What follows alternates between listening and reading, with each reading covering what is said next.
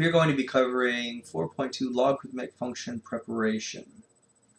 Okay, so we're going to be able to convert between numbers with exponents that are fractional into a radical form. So in this case right here, what you do is, in this case right here, you're going to have 64, same base.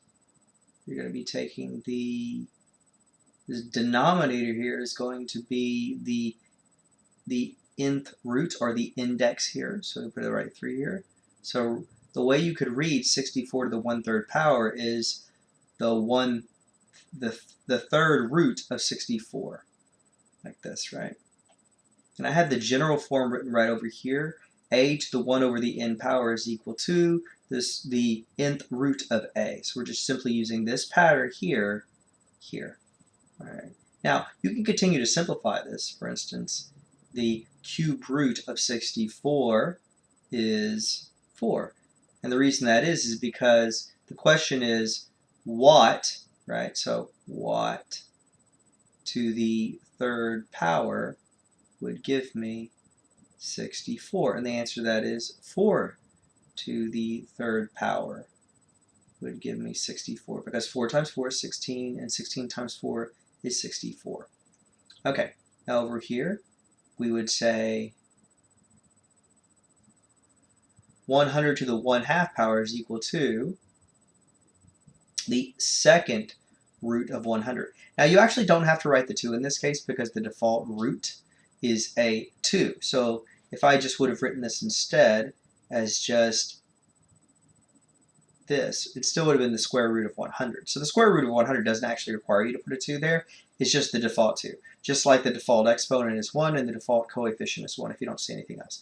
Now at this point you're not done, because the question is what can you multiply by itself, or what to the 2nd power is equal to 100, and the answer to that is 10. Okay, over here. Now, it's very important that you're just going to simply take this negative right there, and it's just going to be brought along to the front. And that would give you the negative 4th root of 256, right? Now, at this point, we keep the negative, and the 4th root of 256 is 4, because 4 to the 4th power is 256, right? So 4 times 4 is 16, times 4 is 64, times 4 is 256. So the answer to this would simply be a negative 4. Now the most common mistake on this one is people confuse this with the 4th root of a negative 256. But these are not equivalent. This is not the same thing. If I try to take the 4th root of a negative number, we get something that is not a real number. And the reason we get that is not a real number is because the same question is asked. For instance, we would say, what to the 4th power is equal to a negative 256? Now you might say, oh, it's just 4. Right? Okay, well, 4 to the 4th power is a positive 256. Right? Or you might say, well, how about a negative 4? Right? A negative 4 to the 4th power. Well, that is still positive 256. So there's no real number that you can take to a positive 4 exponent, whether it be positive or negative, and get a negative answer, right? So this is what they're trying to trick you with. This is what's not the situation. But if you do try to take an even root of a negative number, it's not a real number. It's a complex number, right? So that's where we get that. Okay, so let's do a few more examples. And this is an example of where you actually are trying to take an even root of a negative number. So if I rewrite this, this is actually the 4th root, right? 4th root of a negative 256, in which case, no, this is not real. Now we can figure out what that is if you go further in math right now. Not real is good enough. Now, the same thing cannot be said if you're trying to take an odd root of a negative number. If you're trying to take an odd root of a negative number, right? So you could rewrite this. You would still rewrite this as the 5th root of a negative 32.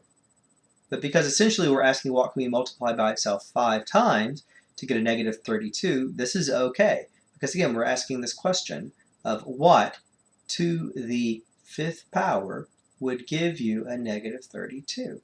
And the answer to that is a negative 2. Right? So if I take a negative 2 and I bring it to a fifth power, we would end up with a negative 2 times a negative 2 times negative 2 times negative 2 times negative 2, which is a negative 32, right? So we have 5 negatives being multiplied together. So since we have an odd number of negatives, the answer is negative. So this is okay. And again, the answer to this is a negative 2, because they're asking the question of what can you multiply by itself 5 times, or what to the fifth power is negative 32, and the answer to that is negative 2. All right, so over here, now we're dealing with a fraction, but it's the same concept, so we would simply write this as a fraction underneath there, and we would say that it is the third root, or the cube root of 1 over 8, or 1/8. Now, first we would try to reduce this fraction underneath the radical sign, and since you can't really reduce the fraction of 1 over 8, you would break it apart into the cube root of 1 over the cube root of 8. And at this point, we'd end up with 1 over 2. Just like that, right? So what cubed is equal to 8, or what times itself 3 times will it be equal to 8? 2. 2 times 2 is 4, times 2 is 8, right? And 1 looks a little weird, but same kind of concept, right? What multiplied by itself 3 times is 1? Well, 1. 1 times 1 times 1 is 1, right? So we get that. Okay. So let's just evaluate a few more of these. Now this is slightly different in that you notice that between these new examples and the old examples is the numerator on the fractional exponents are not 1 anymore. So we have to learn how to deal with that. And according to the pattern that I have right above it, what you simply do is the numerator of the exponent, right? That's going to be what you bring it to a power. It's going to be a power that you bring the whole thing to, right? Okay, so let's try that out. So again, this is the pattern I'm using right here. It's a slightly modified pattern. Okay, so first I'm going to write the 36. We have the root. Well, what kind of root? Well, it's the second root, right? But then what we're going to do is we're going to take this whole thing and we're going to take it to the third power when we're done. Okay, so if I want to evaluate this exponential expression, then what I would do is first I'm going to do the square root of 36, which is 6. And then right after that, you're going to take it to the third power, which is 216. Over here, same kind of situation. We're going to write the 125. So first we're going to take the cube root of it. And once we finish taking the cube root of it, we're going to square it. So the cube root of 125 is 5. And once you get that, you're going to square it. And 5 squared is 25. Over here, just like we mentioned before, this negative is not inside. This is separate. Another way of thinking about this is number 1 multiplied by 4 to the 5 half. All right, so now it's more obvious that the negative is not going to be associated with this exponent, right? So in this case, we're just going to bring the negative to the front, and we're going to say, well, this is the second root this is the second root of 4, and then we're going to bring this whole thing to the fifth power. So the square root of 4 is a 2, and 2 to the fifth power is 32. So we end up with the negative 32. All right? Try a few more. Over here. Now in this case, we actually have to bring the entire negative underneath the radical sign. So the 3, which is the denominator, will become the index here. And the 2 is the numerator. That will become what we take this entire thing to that power. So we end up saying the cube root of a negative 27, well, that's a negative 3, right?